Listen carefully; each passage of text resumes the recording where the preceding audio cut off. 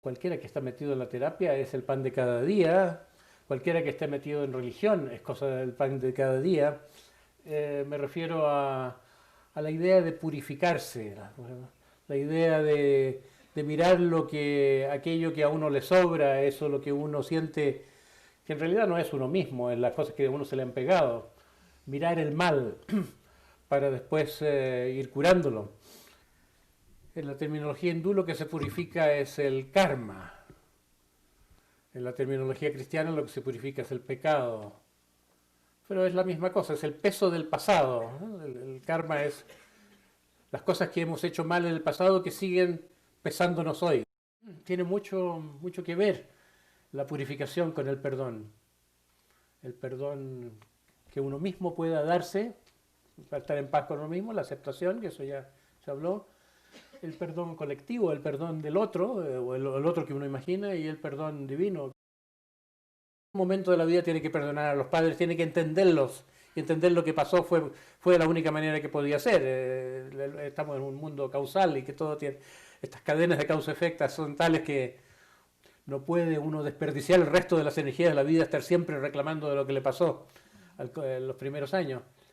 Pero uno no puede fácilmente llegar a perdonar mientras no increpa y insulta y acusa suficientemente, porque uno no puede descubrir lo que a uno le ha pasado profundamente mientras no rompe ese tabú de echar la culpa.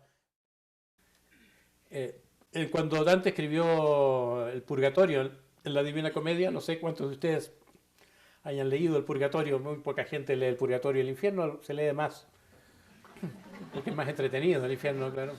Pero el Purgatorio son 9 círculos en una montaña, cada círculo está más alto que el otro, la fuerza de gravedad llega cada vez menos, porque está más lejos de la Tierra, la gente ya empieza a flotar mientras va más purificada.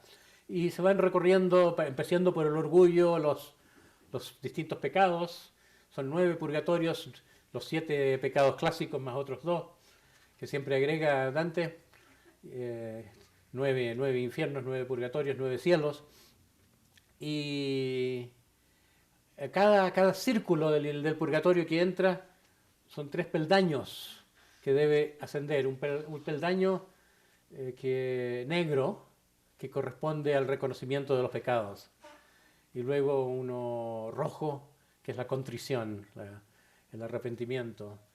Y uno blanco, que es la reparación y purificación propiamente tal, ¿no? Que es lo que uno hace para quedarse limpio. Y uno, al entrar, Dante ha recorrido ya el infierno, o sea, ya ha vivido los pecados profundamente, los ha mirado. ¿Y por qué ahora purgatorio? Porque hay el pecado, pero hay el residuo del pecado. ¿Ves? Una cosa, aunque uno esté desidentificado, pero hay la huella que han dejado los actos de nosotros mismos, los automatismos, los hábitos, ¿no? Entonces eso también tiene que ser reparado a través de un esfuerzo de ir contra la corriente, crear hábitos nuevos. Son distintos paisajes los que cada persona necesita atravesar para llegar a la misma cumbre en que deja su carácter atrás. Y según qué carácter es el que uno ha dejado atrás, experimentará la cumbre de otra manera, vivirá la cumbre, aunque sea la misma cumbre, de una perspectiva diferente desde la experiencia que lleva.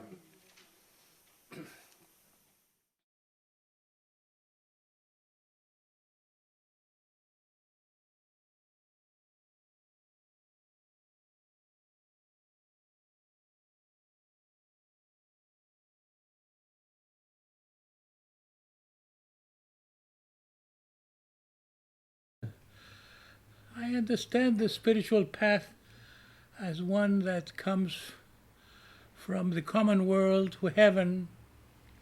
We all want to, when we're young, we want to get to heaven. And some come to heaven in life. That's people who have a mystical experience.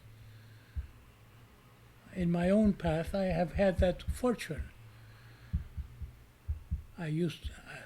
I wrote an autobiography that has not been published, and I call it Up and Down the Holy Mountain. when I came to that mountain top, I thought that was the Mount Sinai of my life. I think we all have potentially a Mount Sinai. It's in our human potential to come to the highest point and meet spiritual consciousness and get in some way fecundated by the Spirit. And then we come down the other side of the mountain, so to say. We come back down, but it's not so fast. It's not so easy to come down. It's harder to come down than it is to go up. It takes much more time. And this is very wisely expressed by the story of the Old Testament when it talks about 40 years in the desert. After Mount Sinai, the people who have left Egypt behind, who have left the Pharaoh, which is the controlling ego, behind, who have left behind the early conditionings of life, this chosen people, which are symbolic of our inner journey, spend a lot of time in a time of arid life. That's what St. John of the Cross described. It's normal after meeting God to be exposed to dryness, a time of nothing much happening. And John of the Cross says it's as if God first holds you in his arms and then lets you walk by yourself.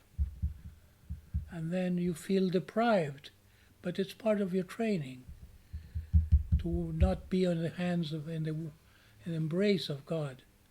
It's like a mother who first feeds you of her breast, and at a certain point you have to learn to eat by yourself, to eat solid food and chew it. It's so we feel deprived of the mother when we are weaned, when we are not at the tit anymore. And it's summarized by a concept which doesn't even sound very spiritual anymore. We call purification of sins, or redemption of sins. Transpersonal psychology today is not interested in purification of sin. Transpersonal psychology wants higher consciousness, the visionary life, creative life, inspiration.